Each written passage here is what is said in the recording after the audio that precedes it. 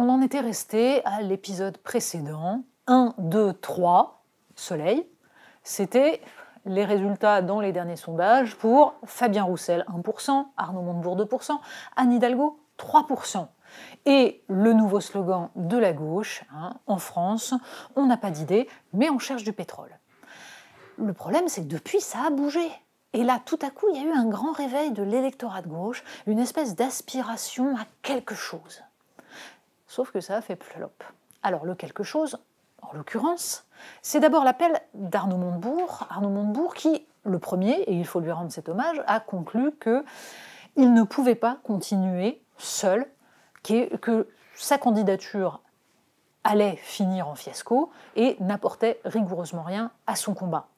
Il le fait d'ailleurs dans une interview tout à fait intéressante, plus qu'honorable et porteuse d'énormément d'idées, de positions dans Libération. On y trouve d'ailleurs une petite remarque, elle aussi très intéressante, quand Arnaud Montebourg explique que, quand certains l'ont poussé à se présenter, il est allé voir Anne Hidalgo à sa demande et qu'elle lui a expliqué qu'elle ne se présenterait pas.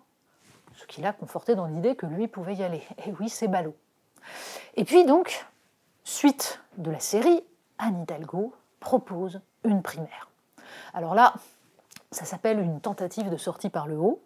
Anne Hidalgo qui, comme le dit d'ailleurs Arnaud Montebourg, perd des points à chaque fois qu'elle ouvre la bouche, se rend compte elle aussi qu'elle va au naufrage et décide d'essayer de nous vendre un truc où ce ne serait pas une déculottée pour elle.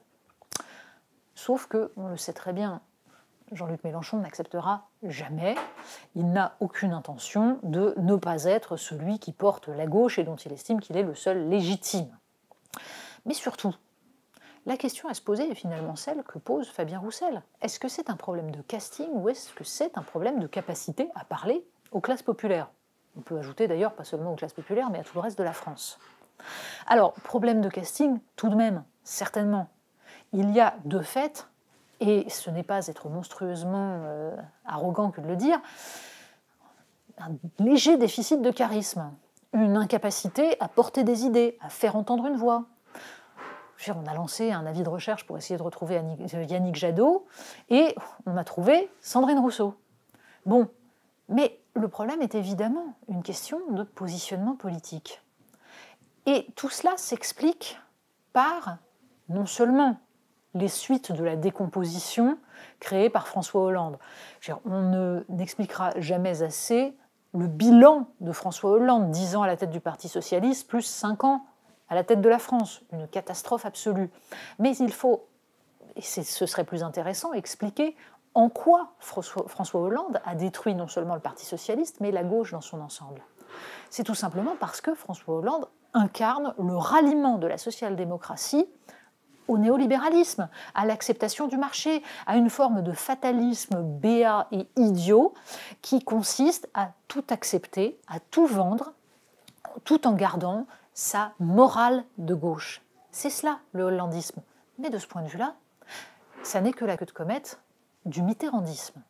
Et c'est bien à François Mitterrand qu'il faut remonter pour comprendre pourquoi la gauche en est là aujourd'hui.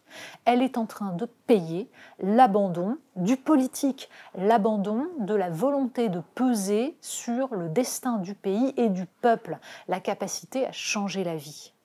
François Mitterrand y renonce au nom de sa conviction profonde, celle que la France est morte et doit se réincarner dans l'Europe.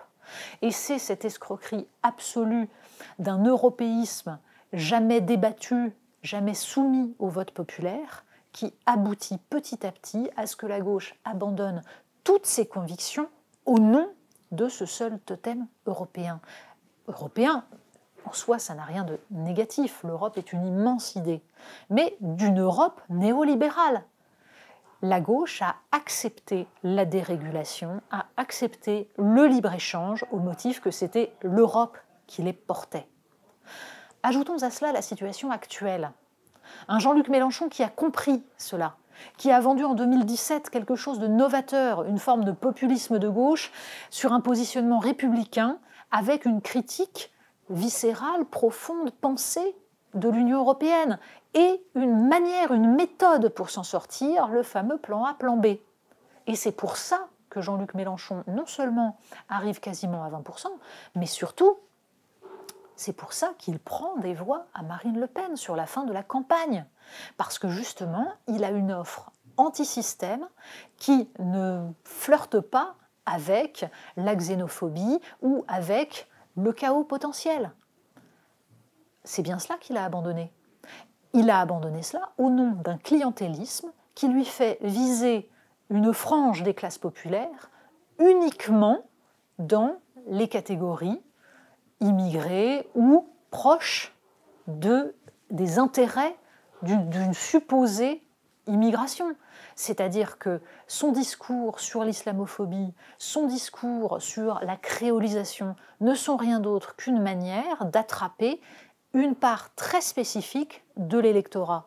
On peut même d'ailleurs lire dans sa façon de présenter son programme écologiste une forme d'œillade à l'électorat de Sandrine Rousseau, alors même qu'il y a dans le programme de la France Insoumise, depuis sa création, une dimension écologiste tout à fait intéressante. On peut critiquer, bien sûr, les discours actuels sur l'abandon du nucléaire, et là aussi, cette course à l'échalote avec les Verts est une forme de clientélisme.